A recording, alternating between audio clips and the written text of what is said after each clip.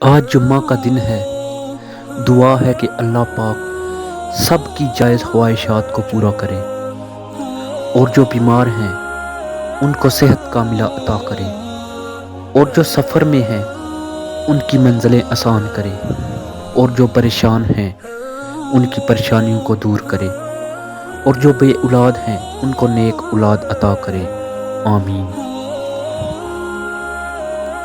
حضرت علی علیہ السلام فرماتے ہیں کہ لوگوں کے خوف سے حق کی بات کہنے سے نہ ڈرو،